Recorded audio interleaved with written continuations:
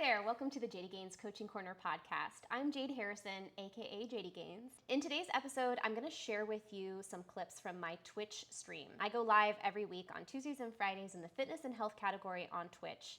So if you'd like to join one of those, my Twitch channel is twitch.tv/Jaydigains. Give me a follow to get notified anytime I go live. Now in today's discussion, I was following up an earlier discussion where I explained what resistance training is. And in this discussion, we're going to go over how to actually do resistance training. Keep in mind that this episode has both a video component, which is available on my YouTube channel, as well as an audio component, which you can get anywhere you get your podcasts. There may be some points in this episode where I am doing something visually to demonstrate what I'm talking about. So you can see that on the YouTube channel. Just go to the Jaydigains Coaching Corner podcast channel on YouTube. Make sure to follow me on my socials. I'm Jaydigains everywhere if you'd like to keep up with and connect with me. And of course, if you are looking for a one-on-one personal trainer or health coach, I am taking on new clients right now. So go to my website if you're interested in that. I also have some DIY workout programs available through the Trainerize app, which you can find more information on at my website. So without further ado, let's get into the discussion. So we covered what is resistance training and what makes a workout resistance training versus like cardio, right?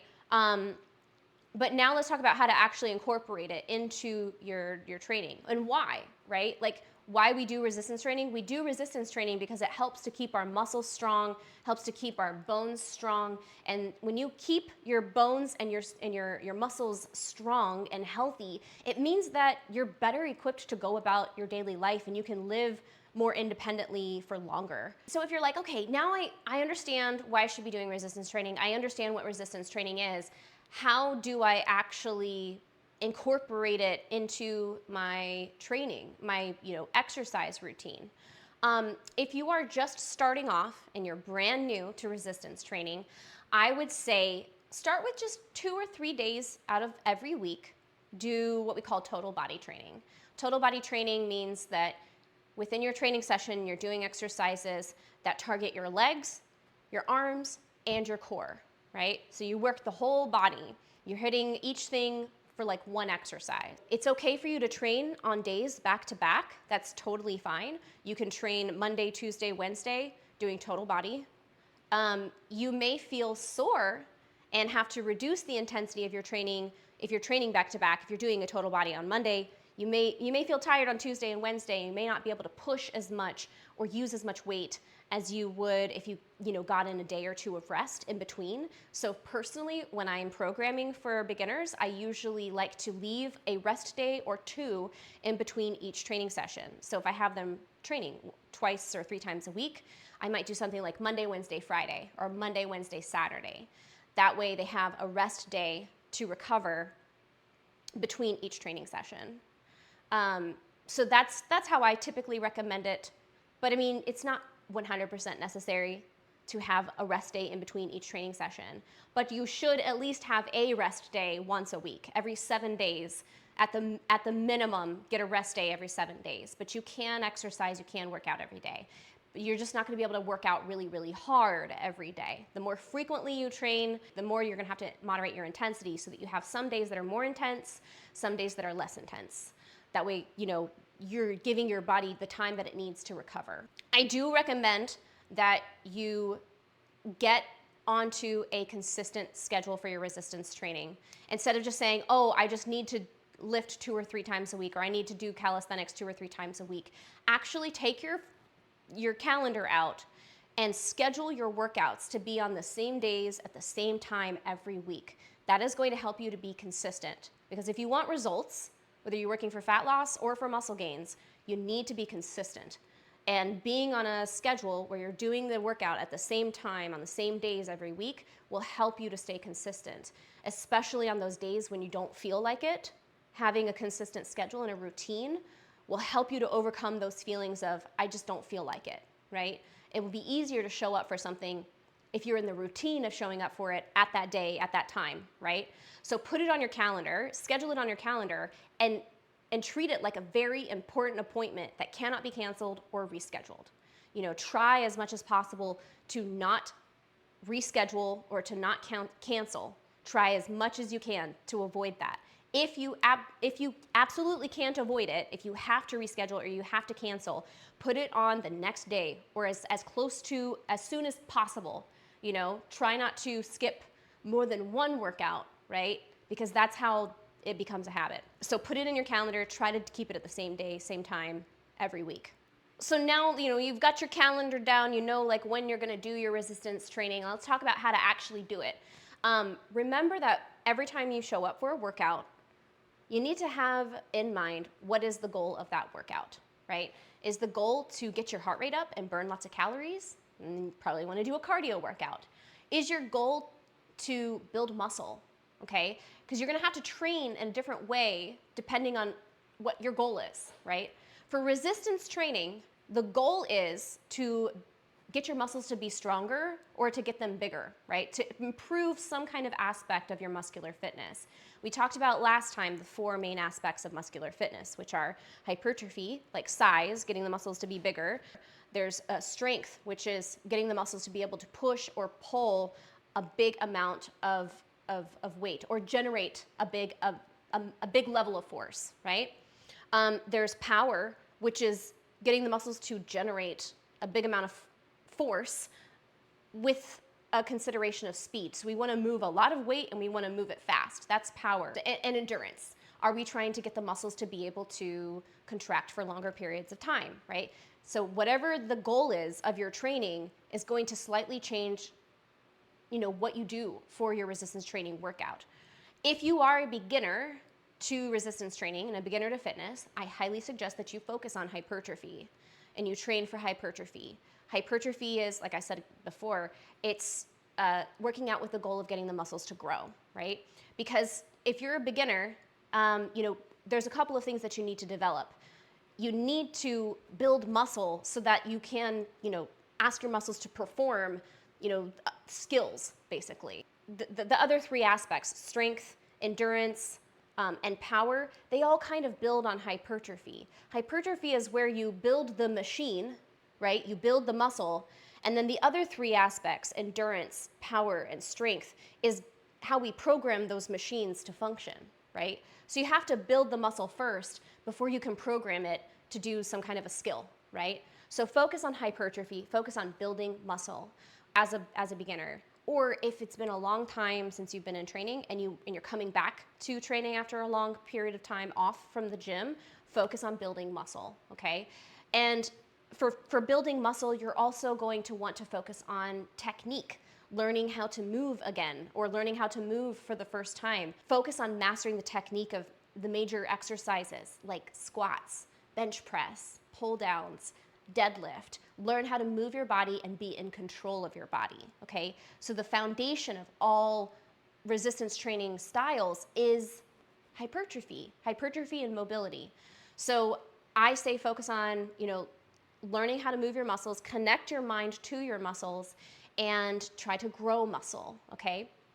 And the way that we train for hypertrophy, like the way that we actually like format the workout is gonna be very similar to all resistance training workouts. Before you do a resistance training workout, it's always a good idea to do a warm-up. And for the warm-up, I suggest doing 5 to 10 minutes of some kind of cardiovascular exercise. For that, you can just walk on a treadmill or go for a walk outside, hop on a bike or some other cardio machine. You can also do like some calisthenic, you know, cardio type exercises. Just don't make it too intense, right? You don't want to push your muscles too hard during your warm-up. You want to save your energy for the challenge sequences where you're trying to build muscle, okay? So something that's like gentle, that's going to get your blood flowing, get your heart rate slightly elevated, increase your core temperature. That's the goal of the warm-up. So whether you're doing that on a cardio machine or you're doing like calisthenics and a couple like, you know, a circuit of exercises, just keep it gentle, get your heart rate up, get a little bit warmer, get the blood flowing to the muscles, okay? So that's like the first part of the warm-up, and 5 to 10 minutes. And then, you know, I like to spend 10 minutes or more working on mobility and priming my muscles for the main challenge portion of the workout. So in your, you know, your mobility exercises, you're going to focus on warming up your muscles to the specific movements that you're gonna be challenging yourself with. So for example, if you're gonna be doing a resistance training day where you're focusing on squats, During your mobility training, you might do like body weight squats, and then different exercises to help you connect with the muscles that are involved in squats. So like monster walks to fire up your gluteus medius, or some exercises to like focus on bending and straightening out the knee, working on your ankle mobility. Those are all great exercises to do during the priming sequence of your workout. There's certain exercises that I will do before any type of workout. So regardless of whether I'm going to be doing squats or bench or deadlift or, just bodybuilding, I'm always gonna start with some cat-cows to like warm up my core and to loosen up my back. All other exercises like the T-spine rotations, those are also really good. But there's tons of exercises that are like specific to whatever the movement is that you're gonna be doing. So the priming is a really important part. So that's part of the warm-up. And the warm-up can be like 20 minutes or so. I personally like to kind of, from my own workouts, I like to leave 15 to even 30 minutes to my total warm-up. And that's everything, including the cardio sequence and the priming. So by the time I'm done with priming, I'm ready to start actually doing the challenge sequence. Now the challenge sequence for resistance training at the beginner level, or if you're working on hypertrophy, even at like a more intermediate and advanced level, your goal of your resistance training at that point is to build muscle. Okay, so how do we build muscle? How do we exercise in a way that builds muscle? First of all, you need to understand how your muscles work. Learn your muscles and focus on learning your muscles and trying to practice naming them in every training session when you're using them. The main ones, your quadriceps, your hamstrings, your calves, your biceps, triceps, shoulders, deltoids, right? Traps, lats, abdominals. You need to know the muscles so that you can more effectively train them. When you know what muscle group you're trying to target in a specific exercise, that allows you to get more out of the exercise. When you're doing an exercise and you know that you should be feeling it in your quads, you focus on your quads and that will help you to do the exercise more effectively. So that's first step for a lot of my clients is begin to learn your muscles. Really focus on getting down like and understanding the technique of the exercise. So in my personal training programs, for every exercise, there's a tutorial video that I want everybody to watch, especially the first time that you go to do an exercise. Watch the entire video, even if it's 8 minutes long, okay? Because it has the information in it that you need in order to perform the exercise correctly, safely, and understand why we're doing the exercise and what muscle groups it will target. It will teach you how to know whether you're doing the exercise correctly and where you should feel it, okay? So watch the whole video before you try the exercise. So you watch the video to learn how to do the exercise, and then try the exercise with either no weight or very, very light weight the first time that you go to do it, okay? Get a feel for the technique, get a feel for how to actually do the exercise. When you are doing the exercise, a couple things I want you to keep in mind. The rate that you move is important. I want you to do each of your reps at a slow, controlled pace, which means like 2 to 3 seconds on the extension, 2 to 3 seconds on the contraction, right? So if you're doing bicep curls, what we want to see is like 2 to 3 seconds up, 2 to 3 seconds down. And at this point, this will allow you to really focus on paying attention to the muscle that you're trying to train, that you're trying to fatigue, right? So go nice and slow. And then also when you are doing these exercises and you're just learning them, try to also focus on your breathing pattern. A mistake that beginners commonly make is holding their breath for the entire set. And this is really not great for your body. So I do want you to continue to breathe, especially at the beginner level, and especially when you're doing like, a hypertrophy training, even at intermediate and advanced level. The way that I like to encourage my clients to breathe, the breathing pattern that I like, is you take like before you start the set, take a big breath and hold it in your belly, right? So you're trying to hold it in your belly. So instead of having your shoulders come up or your chest coming out, and exhale just a little bit in between each rep, and then inhale a little bit in between each rep. So you're taking like shallow breaths in between each rep. So you take a big breath at the beginning.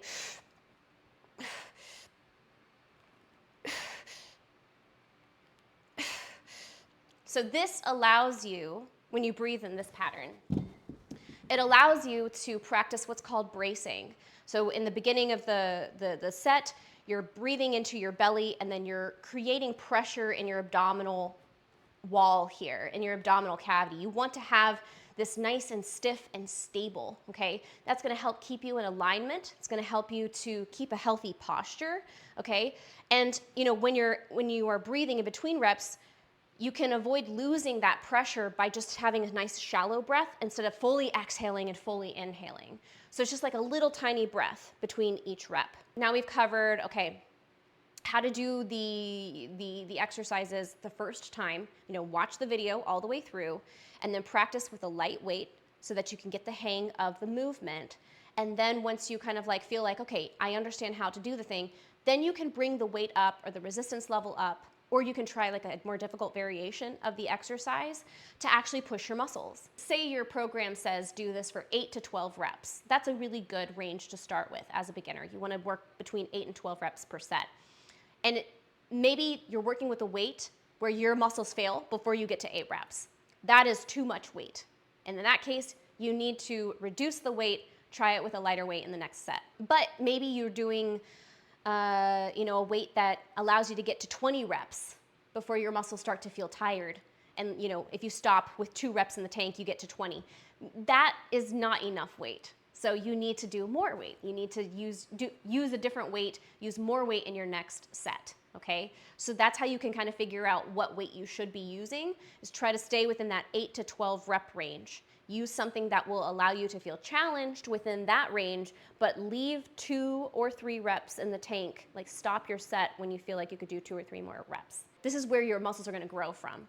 In order to get your muscles to grow, or to grow stronger, or to get bigger, we need to push them past what they're used to, okay? They need to be pushed past what they're used to. This is called the principle of progressive overload. So we need to push our muscles towards fatigue, right? If you're a beginner, you don't necessarily need to push all the way to muscle failure in order to stimulate muscle growth. Or if you're really deconditioned and you haven't exercised or done resistance training in the past like 6 months or so, right? But the more advanced you get, as you get into the intermediate level and you continue to advance, the harder it's going to be to get your muscles to grow. And at that point, it becomes more and more necessary to train your muscles towards muscle failure. You have to put more load, more stimulus on the muscles, and that's where training to muscle failure can become very helpful, especially if you are doing shorter workouts. If you're short on time and you don't have like 2 hours to be in the gym to like just give yourself like a bunch of different exercises for the same muscle group, training to muscle failure is a great way to get the most bang for your buck. I more often will recommend training to muscle failure on isolation exercises that focus on just like one muscle or one joint in action. It's a lot safer to train towards muscle failure on leg extensions in a leg extension machine than it is to train to failure with, a couple 100 pounds on your back, right? So it depends on the exercise. It also depends on, how much time you have in the gym, because you can get the stimulus that your muscles need as an intermediate or advanced person by just doing, you just have to do more of something. You could do more exercises, more sets, more reps, more weight, or increase the intensity so that you're training closer to muscle failure. So these are all different ways that you can tweak your exercise or tweak your workouts to overload the muscles in some way. It's like a soundboard, and there's different dials that you can turn up to increase the load on your muscles so that they continue to grow, right? But that is a little bit more in the advanced and intermediate realm. And right now, today, we're talking about getting started as a beginner. And as a beginner, you do not necessarily need to train to muscle failure, and I don't actually recommend training to muscle failure in the first couple of weeks of your training as a beginner, because it's not necessary for your muscle growth. And the risk of injury is really high the closer you train towards muscle failure. And it's also going to make it really hard for you to recover from your workouts. So what I like to say is leave 2 reps or so in the tank. So do as many reps as you need to do within whatever the recommended number of reps is for your program. Do the set until you feel like you could do maybe 2 more reps before your muscles fail. And that's a general, like a good sweet spot, I think, for people to end. 2 or 3 reps. Leave 2 or 3 reps in reserve. And it's tricky to know what that is as a beginner, but just keep that as a philosophy. You'll get better at sensing how much you can push the more that you practice and the more that you train, okay? Let's see, so that's how you want to approach your sets as a beginner, the sets of every exercise. Train to the point where you could do maybe 2 more repetitions of the exercise. And then I want you to rest, okay? Take your rest periods. A lot of times people think that they need to just just keep going from exercise to exercise, or just take like 10 seconds to rest before they start their next set. No, okay? This is not a cardio workout. This is a resistance training workout. We want to give the muscles the stimulus that they need to grow, right? So taking our rest periods is going to allow your muscles to recharge. That way in your next set, you can push them with the right amount of weight, the right amount of tension that they need in order to grow. So take your rest periods. I think it's a really good idea also to take video of yourself, especially if you're working out by yourself. I like for my clients to take video of themselves doing exercises, especially the first time that they do a new exercise, because then they can send it to me and I can review it and give them form feedback and give them technique tips, right? It's a good idea to take video because that also gives you a sense of progress. As you get better at the exercises later on, you'll be able to compare your progress and how you did the exercise in the beginning, how you do it 6 months later, right? So usually for a beginner program, you got like 2 or 3 sets per exercise generally, and you may have multiple exercises for the same muscle group.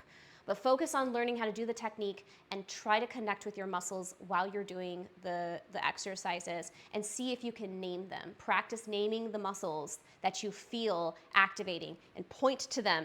Put your finger on the muscle, like I feel this muscle activating, to reflect between each of your sets. And that's how you're gonna do every single set of every single exercise in your resistance training workout, okay? And then at the end, you can just go home. Or you can take an opportunity to do, a little bit more mobility training. A lot of people like to stretch, do flexibility training after they've done resistance training because their muscles are warm, and it also just feels good. It feels good to stretch the muscles after you've worked them. So you could take 5 or 10 minutes to stretch, do some stretches, do some mobility work, and then you're done with your workout. Or you could just finish your workout when you finish the last set of your last exercise. That's also fine, okay? So that's how you actually do a resistance training workout. Thank you so much for watching or listening to this episode of the Coaching Corner podcast. I hope that you found it helpful and can use some of the tips that I gave in your own resistance training workouts. If you would like some more personalized guidance, I am taking on new clients right now, so go to my website if you are interested in working with me as your personal trainer or health coach. You can also follow one of my DIY training programs delivered through the Trainerize app. Just go to my website and click on workout plans. And if you haven't already, make sure that you subscribe to this podcast wherever it is that you're watching. I'll see you guys in the next episode. Have a great rest of your day. Make sure that you drink your water, eat your veggies, and eat your protein, and I'll see you soon.